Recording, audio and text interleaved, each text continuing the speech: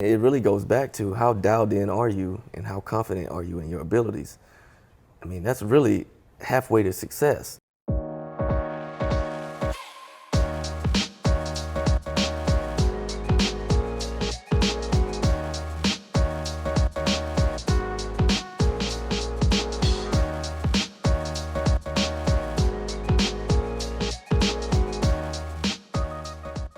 This is Dave Meltzer with Entrepreneurs, the Playbook, and I have another Hall of Famer, 2019 inductee, Champ Bailey, the best cornerback I've ever seen, not played with, but you're incredible, man. I'm jealous. I played corner.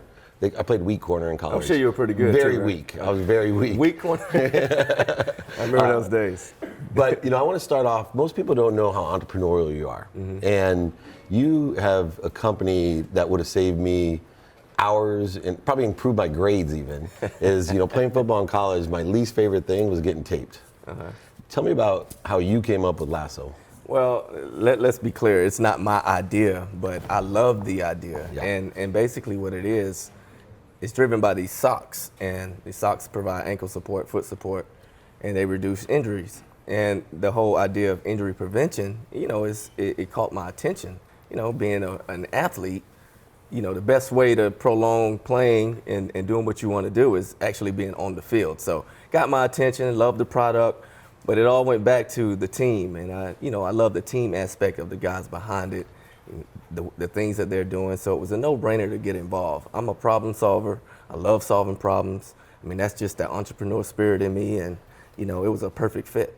Well, it's also having your credibility, right? 12 Pro Bowls. I think you're the first defensive player from the Broncos ever to go into the Hall of Fame. Yes. Most people don't know that. Wow. Yeah. I think you didn't even know that until John Elway told you. Exactly. and what was funny is in 2004, when Elway went in, he was the first Bronco. And that was when I got to Denver. So since then, a few more have gone in, Zimmerman and Floyd Little, Terrell Davis. Yeah. And here I am, first defender. Yeah, it really didn't hit me until they told me. I really don't think about those things. Did you think about the Hall of Fame? You've always wanted to be a football player. Yeah. And have you always wanted to be a businessman too? If football didn't work out, okay. I can only say that I'm pretty sure that I would have been in some form of business or, maybe building my own business. I can't imagine not building my own business, being that I'm on the outside looking in. I mean, looking back at my career, that's probably the way I would have gone. That's just how I am. I'm built that way. I love solving problems. And, I guess the best thing now is to go back and feed that information and help the guys that are in the position I used to be in. It's interesting. I followed your career, like I said. Yeah. You are my favorite corner. You're a really fast starter. From the very first time you played football in the NFL, I think you had a pick for a touchdown was your first game ever. Yeah. First game of the seasons, I think your first 5 out of 7 seasons, you picked off a ball in your first game. Yeah. Well, as you know, business, no matter how good you are, there's no such thing as when you start in a business overnight success. You're not hitting a home run your first game. You're not getting a touchdown. It's years and years of acceleration and exponential growth. How does that work with you? Because corners aren't, they're great, no memory, but corners aren't patient. How is that patience affecting you right now? Well, it's frustrating. And, I got those picks because I had good teammates. It really, and that's what I had to understand about the business world as well is it's not just about you and your ideas and your plans and what you do. It's how your team moves. You got to have the good people around you. So I had to learn the hard way a few years coming off the field that I got to bring those same qualities with me. The teamwork aspect, accountability, and that's the only way I'm going to succeed on the other side as well, because that's what I'm used to. And I know that that's how you really build a good business, is having smart people around you. One of the things, I coach a lot of professional athletes as they transition out, and it's hard to separate the idea that, hey man, this business may be a good idea, but it's not a good business, right? There's a lot of good ideas that can't make money. Absolutely. And so, for you, have you gone through that learning process? Because I know you've been in business a while, even when you were playing, you were entrepreneurial. Did you distinguish between, because this is a really good idea. Yeah, very. But on the business side, looking at it, is it competitive space? Is it protected patent? All the things that you learn. Well, that's the obvious due diligence you do going into any company or trying to be involved with anybody, partner with anybody. You want to know what they're good at and all the ins and outs, making sure everything is legitimate. But the reason I like this product was basically because of the people pushing it and the team behind it and the vision. All those things align with my visions, and I love to see ideas come to life. And I know they don't unless you got the right people pushing it. And that's really what it boils down to. It's got to be the whole package. That's what creates a good business. It's interesting too. You are a big accountability person, right? Yeah. For me, I have 4 values: gratitude, which I know you are, forgiveness, accountability, and then inspiration. Yeah. Those are 4 things that I look for in business. One of the problems I found when I'm accountable is a lot of times I confuse it with being responsible, right? Because as leaders and all this, we start feeling responsible, which means we're not asking for help. Yeah. Here you are, a lot of man-to-man coverage in your life. Yeah. Did it take you some time to ask for help, or how do you feel about asking for help? Oh, I don't feel bad at all. I didn't get, I'm telling you, I always go back to how did I get those picks? It's not all me, it's my D-line, my safeties, making sure I'm in the right position. I mean, those are my teammates. I trust them, they're accountable, they hold me accountable, and it translates to business so well. And I think, when guys come off the field, they don't realize how much of those qualities you need on the other side. So really now I'm trying to reach back and educate and making sure that they're aware that of the qualities you need to succeed in business. You also seem like the type of person, you don't attach to outcomes. When you were playing football, you weren't saying, I'm going to make the Hall of Fame, right? But yet you did, because you focused in on what you're supposed to do. I can't lie, I did dream about it. That was a dream of mine, but you didn't attach to that goal. Oh no, absolutely not, because I can't get there if I don't do the work now. I mean, you got to lay the foundation first, and the rest will take care of itself. And inspiration is a big part of that consistent playing. I mean, it's a lot of years to play football, a lot of years to get ready, a lot of years for the public. You give up your private life, a lot of things. That same discipline carries over into business. But can you be as inspired to go to, you're in the business development world, to go, sit on a podcast because you have to promote your company, for example? Are you just as inspired about that as jumping on the field and, with those teammates? Well, the competitive nature never leaves me. And, if I'm involved with something, and I'm going to talk about it, because for one, it's helpful to people. I'm always about giving back in certain ways, and this is a way I can give back, but at the same time, it's a good business as well. So, you make money, you do things that feel good, it all aligns, and, that's what I'm all about.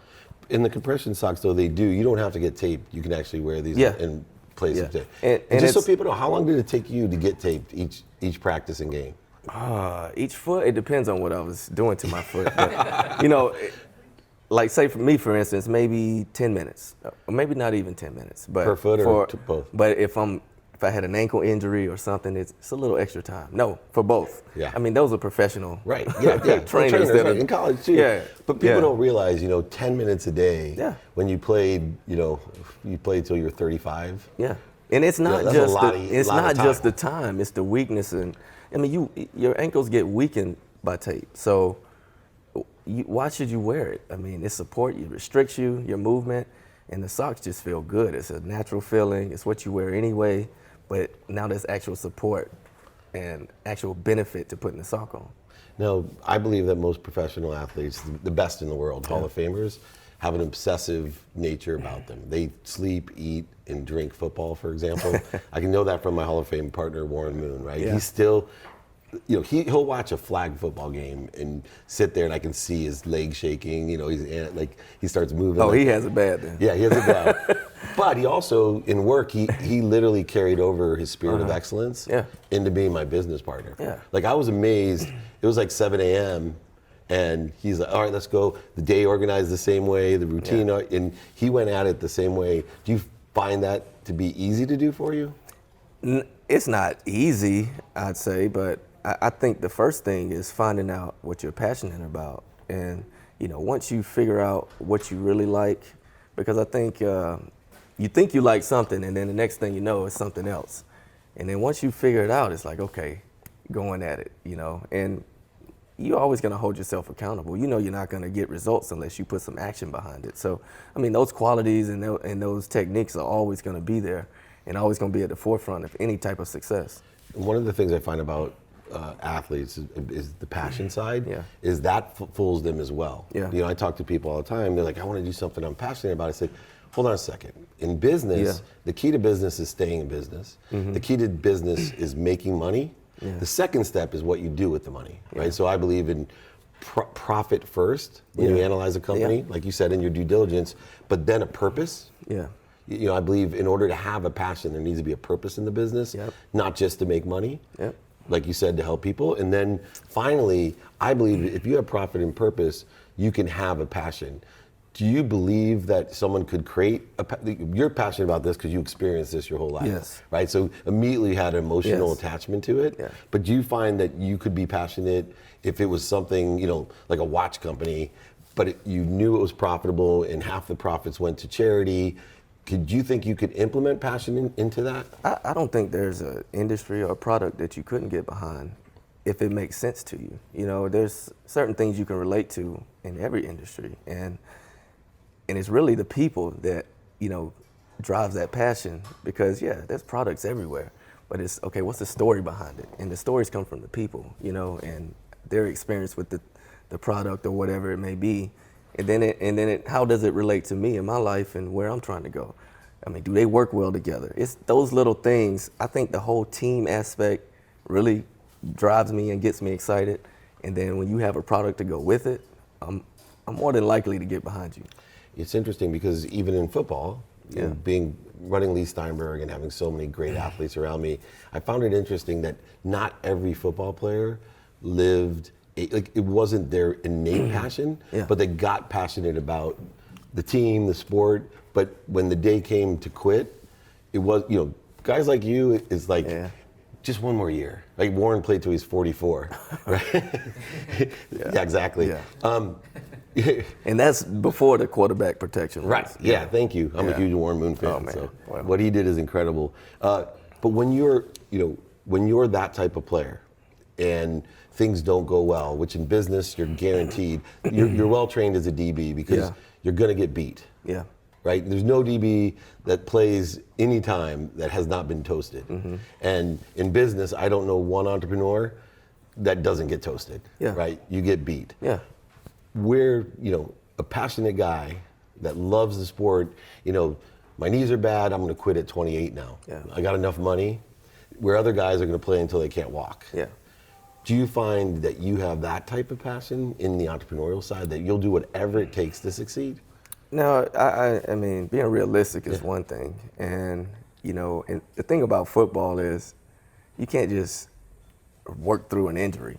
You know, if you're hurt, you're hurt. So you have to be realistic about what your situation is before you proceed or try to proceed. But if you believe in yourself and you believe you can overcome something, some adversity, perseverance is really how you determine who's really got it. You know, because like you said, we're all going to have some failures. It's just how you push through it. You know, you're the first athlete that's pointed that out, a realistic. My biggest problem with coaching and business coaching athletes is they were taught never quit. Yeah. And they're in a bad business, and then they keep throwing their own money. I mean, Lenny Dykes, I mean, we could go through a list. Yeah. They keep throwing more and more money, pride-wise, at a bad idea or a bad business instead of pivoting and figuring out what to do. Yeah. What's the biggest challenge for you in the transition from playing football into the business world? Well, you know, having the mindset of an entrepreneur, I mean, I have ideas, but a lot of people do too. And a lot of the challenges are, you know, trying to put the whole puzzle together, you know, balancing my passions with other people's ideas and investing. So it's really trying to figure out what the right moves are. And I know everything starts with my team, you know.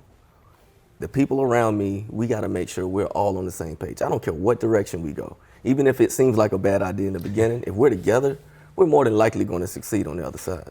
And where did you're a big team person, you know, and I respect it. I love the fact that you're accountable, but yet on the back end, everybody else gets the credit. Yeah. You're that guy. Where did that come from? I don't know. I mean, maybe it's in my genes. You know, it definitely resonates in my siblings. We all have that. And the thing about us is we're so upfront and honest with each other, and we hold each other accountable. And I just feel like that's the only way you could be. That's just who I am, and I don't know any other way to be. That's why I am a Hall of Fame player, because of that drive and that discipline. I mean, it just doesn't happen overnight. So it's instilled in me, and I'm assuming it's my genes. Nice. Well, and another issue is ego. Okay. Got it. And there's a lot of successful people that can't handle it. Mm-hmm. And whether it's in business, and the ego creates great anxiety. Yeah. When you're so good at something, and then you get into something new that, like you said, you don't know everything. Mm-hmm. And all of a sudden, you probably know almost everything about being a corner. Yeah. You see an every pattern. You're teaching people as you go. Now you have to go from being the expert, the Hall of Famer, into there's some things. There's words that you don't know.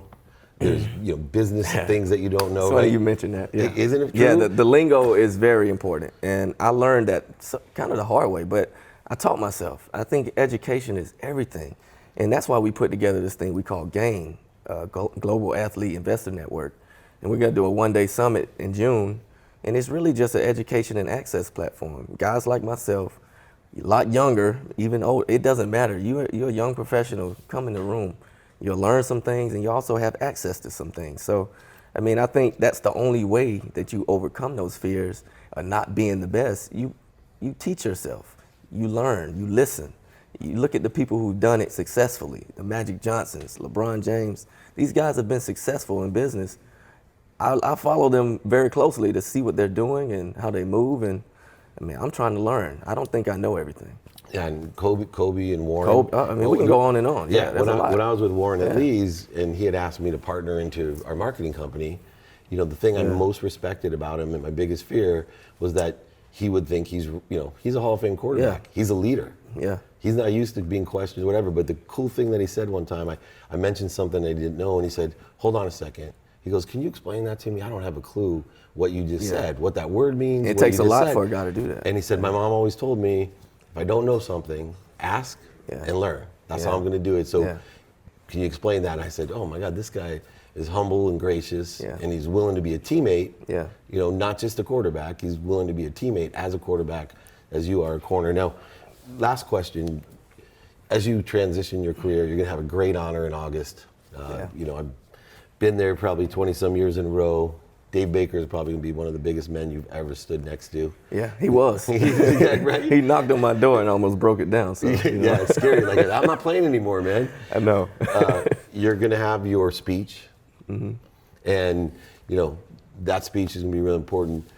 When you have that speech, what message, you'll give me the whole speech, but what is that message that you want everyone to know to inspire them about your career? Besides the thank yous to everyone, including your family, but Ray Lewis had a message, almost too much of a message. He sweat right through his yellow jacket. But I know, I don't plan to sweat like that. But or preach like that. Or walk around the stage like that. Yeah, that's awesome, I love it. Yeah, but only Ray can get away with that. Yeah, it's the scariest podcast I ever did when I leaned over and grabbed my leg and said, because I'm willing to die. I'm like, well, okay, man. What message do you want to give in that speech? Well, I want people to understand that, these things don't happen by accident. The hard work, the grinding, believing in myself, always betting on myself. And the only reason I have confidence to do that is because I put the work in. I mean, it really goes back to how dialed in are you and how confident are you in your abilities. I mean, that's really halfway to success. And then your team. I always talk about team because, I played the ultimate team sport in football, but that thing translates in all parts of life. And the more you hold yourself accountable, those around you, the better off we'll be together, and that's what it's all about, doing it together with people you share the same passions and dreams and ideas. I mean, the sky's the limit when you have those, as your foundation.